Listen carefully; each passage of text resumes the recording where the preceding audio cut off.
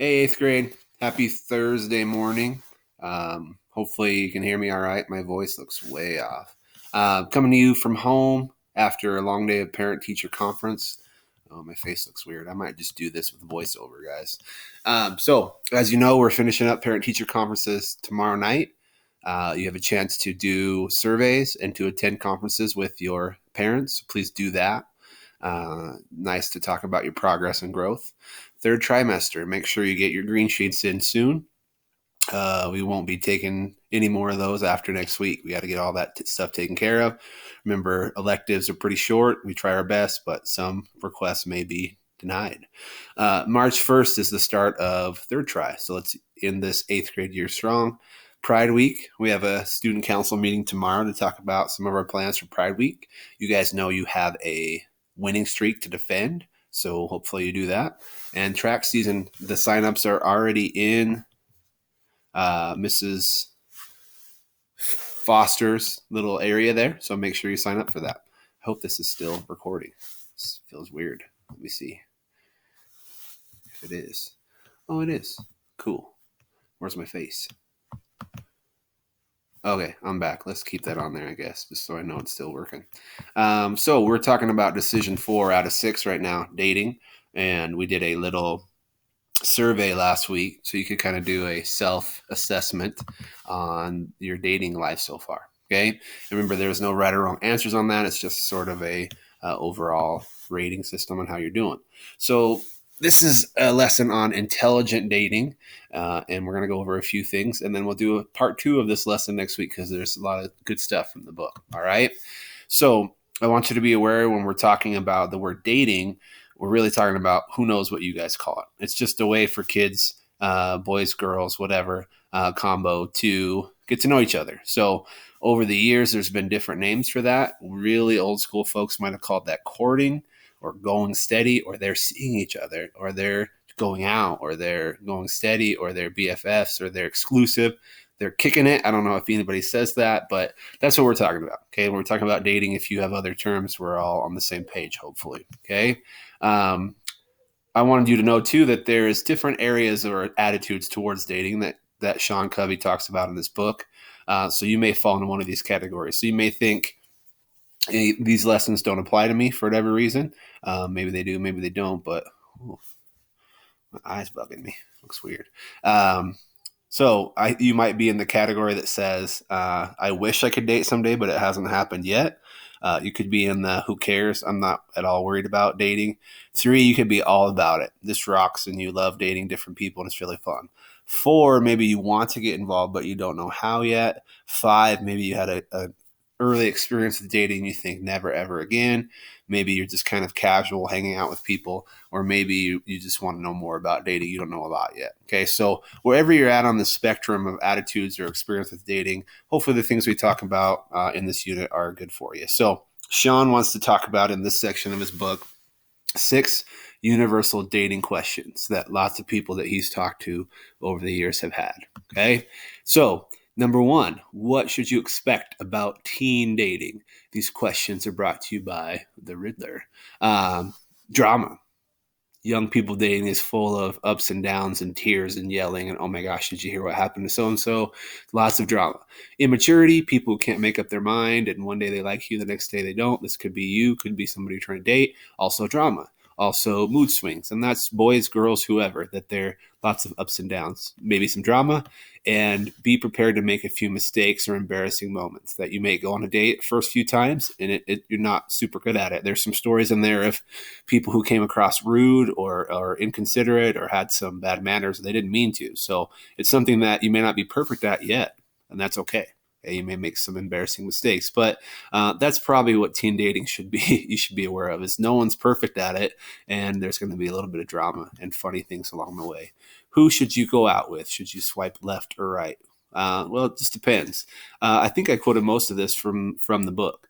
Sean says, begin with the end in mind. Get clear on what's really important to you and where you won't compromise. Some people have a list. This is what I'm looking for in a significant other, which is that's a long ways away, but at least someone to date. And there's things that are like, yeah, I'd love if they did this, but it's not important. Okay, so know what's really important for you. Maybe 3 or 4 things that they have to have this. Don't just date anybody, because that can be it could be a recipe for disaster. Be choosy. So somebody who has sort of the whole package shouldn't be based on only appearance.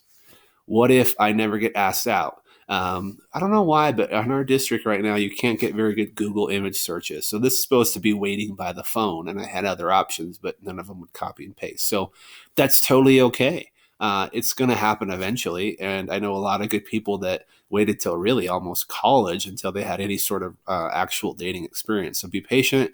You're 8th graders. There's no rush.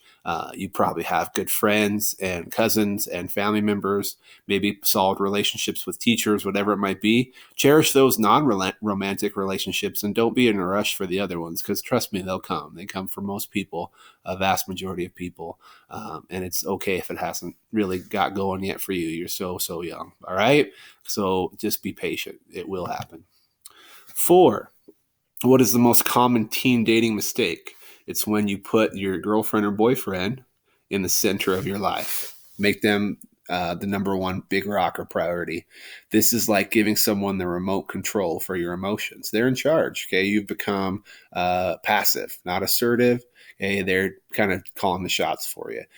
He talks about it almost becomes like you're obsessed with them, and there may be some level of them telling you what to do. You may be annoying your friends because you never see them anymore. So that's the most common mistake, when you think, oh, they're my whole world, because they're just not. Okay, they really aren't. Even when you're married, it's a significant other. It's like half your world, but you retain yourself. You should never lose sense of who you are, or your individuality and your self-worth. Okay, so when you get a boyfriend and you've only known him for 2 weeks and that's all you can think about, or if it works the other way, a girlfriend, whatever, slow it down a little bit. Okay, and just know that you should always keep your principles or values in the center of your life, not some random person that you may be dating for just a few weeks. What if you think it may be time to end it? Here's some old school 7 habits language for you. If the relationship feels win-win, you're both getting something out of it, you really bring the best out of each other, enjoy it. That's a great relationship. Okay, not take it nice and slow, but if you're both feeling comfortable and you're getting something out of it, win-win. Win-lose, this could be good for you, but bad for them. Meaning maybe you're the one that kind of is a bit controlling, or they do everything for you. That's not cool if it's a one-sided relationship. If you recognize that and say, I'm getting a lot out of this, but maybe they're not, work to fix it or just end it. Lose-win, if you find yourself on the bad end of that, or they're getting a lot out of it for whatever reason, but you're not, same sort of thing, fix it up or end it. And then lose-lose, this is when it's toxic for both of you. You're stuck in it. It's not making you helping you make good decisions. Codependency is when someone's making bad choices and you kind of enable each other to do that. All right. Probably a lot of drama, probably a lot of fights and all this. Just, yeah, it's not worth it. Okay. So toxic is like poison. Get out of there fast. I think something's going to pop at us right here. Whoa. Sean told you to watch out for ultimatums. You do this or else. That's not a healthy relationship. No, nor is lies. A savior complex where you think, I need to save this person and all their flaws. I know that they do this and do that, but I can just change them. People generally don't change that much who they are on the true inside. So they may not be for you. If you have put downs and insults in your relationship, don't need that.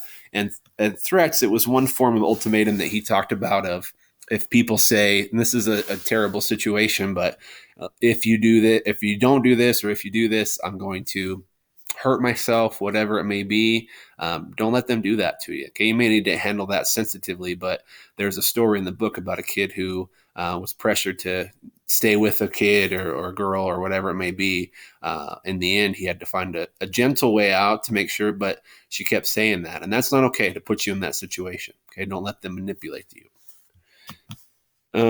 6, on with the serious topics. How do you recognize and end something that may be heading towards abuse? Oh, I'm sorry. Let's go back one. Get rid of that. We'll talk about Jim Carrey in a second. This is just a picture from Sean's book. And before we talk about ending it, let's talk about recognizing it. If you have any of these things that are true, this could be, if not a physically or sexually abusive relationship, but possibly an emotionally abusive relationship. If they make you cry all the time, not just once in a while, but legit all the time, it's not cool. Do or say things that make you feel stupid, embarrassed, or worthless. Think about that. How does the person you like make you feel? Good about yourself, happy, bring a smile to your face, or maybe these other things? Do they keep you from spending time with your family and friends? They want to control what you do, who you see, keep you from doing things you want to do, like joining a team or keeping your job. Act super jealous or possessive.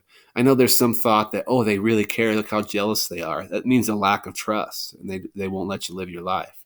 If there's any form of physical contact, like shoving, shaking, or slapping, never. Threats to hurt or kill you or themselves. Do they lie or hide things from you? And do they always expect to get their way? You see one or especially one or more of those things, get out quickly. Okay. In the book, it talks about that the longer some of these things go on, people can start to feel stuck, especially if it's an adult relationship that involves long-term commitment like marriage or even children. You want to stay way away from that, because when this is just starting, you recognize it, get out of there. If you ever need to break up with somebody you feel unsafe, take someone with you, be in a public spot. All right. But generally, you don't get that far down the path. If maybe the first time one of these things happen, you say, nope, that's it. The first time one of these things happen, no, that's it. And if you feel unsafe, grab some help, get out of that thing. All right. So those are 6 questions that are often come up in dating, as we start talking about intelligent dating. And on the same note as, sorry, just people peeking into the room here. Same note about abuse. Just think about this quote from Jim Carrey that says, "You know what the trouble with real life is? There's no danger music." Meaning that in scary movies, when the bad guy comes, there's usually like a da-da, da-da, and you can say, get out of there. But in real life, if you're getting close to somebody and it may be dangerous for you, there's no music to clue you in. Okay, so always look out for some of those warning signs, and appreciate you guys listening today and letting me do this from home. And we're going to turn this off and hopefully see you in person tomorrow. So have a great night. Once I move this, stop. There we go.